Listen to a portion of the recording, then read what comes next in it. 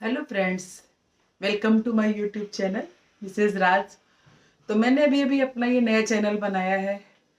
तो अभी मैंने शुरुआत, दीपावली चल रही है तो दीपावली की सफाई से रिलेटेड ये वीडियो बनाया है, जिससे मैं आपको ये बताने की कोशिश कर रही हूँ कि कुछ चीज़ें की किस तरीके से आप सफाई का शेड्यूल अरेंज करें कि आपको आसानी हो जाए। तो जैसे मैंने अरेंज किया तो मैंने कोशिश करी कि इनको डे 1, डे 2, डे 3, डे 4 के हिसाब से इसको अपने दिन को डिस्ट्रीब्यूट कर लिया। उसके बाद मैंने उसी तरीके से सफाई करनी स्टार्ट करी। दीपावली आती है, उसके साथ कई सारे और त्योहार आते हैं, करवा चौथ आती है, अहोई आती है। इन सब आने के साथ ही हमारे शेड्यूल में बहुत सारे चेंज आते हैं कि हम ये चाहते हैं कि हमारे त्योहार भी अच्छे से हो जाएं, हमें थकावट भी ना हो और हम अच्छे से सारे काम को अपने कर सकें। तो मैंने इन चीज़ों को इस तरीके से शेड्यूल किया कि हम थके भी ना और हम त्योहार को अच्छे से एंजॉय कर सकें।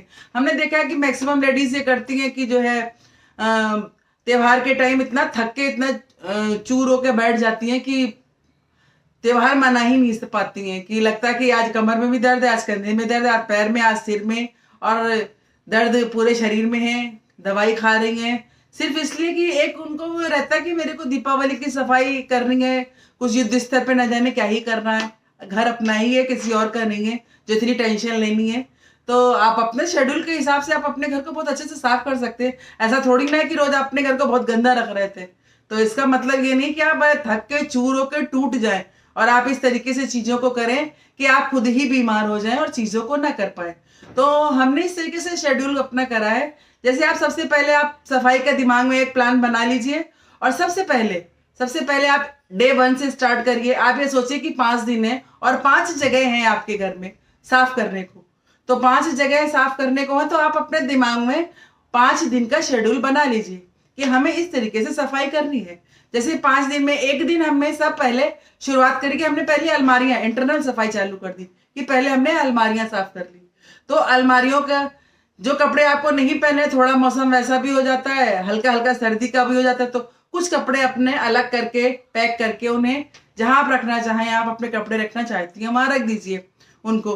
और इस तरीके से अलमारी में थोड़ा स्पेस भी हो जाएगा आपकी। इस तरीके से अलमारियां अच्छे से अरेंज करिए। जीन्स को जीन्स की तरीके से, टी शर्ट हैंगर में अच्छे से करके लगाइए तो वो अलमारियां आपकी अच्छे से सेट हो जाएंगी।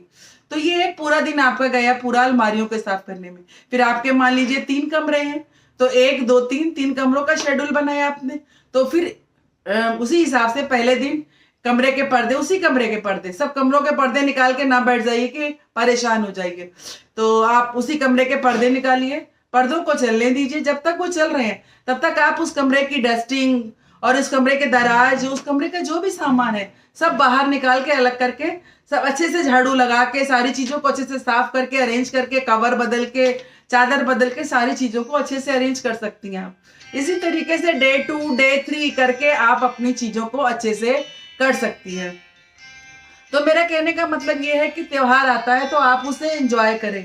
खाली सफाई में ही सारा दिन अपना ना वेस्ट कर दीजिए कि हम साफ कर रहे हैं और एक टेंशन दिमाग में ये लेके चलिए कि जी हम दीपावली आ रही है तो मेरे को थकना ही है और मेरे को कष्ट पाना ही है, तभी हम इन चीजों को अच्छे से कर सकते हैं।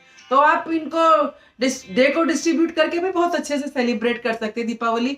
और मेरे कहने के हिसाब से आप करके देखिए कि एक दिन आप गार्डन का एरिया लीजिए, एक दिन आप किचन का एरिया लीजिए, एक दिन आपने 2-3 जो कमरे हैं उनका एक दिन शेड्यूल बनाइए, एक दिन भगवान के कमरे का, एक दिन सबसे लास्ट में स्टोर रूम लीजिए। सबसे स्टोर रूम की सफाई सबसे ज्यादा टेक्निकली होती है कि भाई ये चीज कैसे अरेंज करनी है हमें, फिर स्टोर रूम साफ करिए। और लास्ट वाले दिन सारे घर की ऊपर से धुलाई करते हुए, सर्फ से पूरे अपना फ्लोर वगैरह धोते हुए पूरे घर को क्लीन कर दीजिए।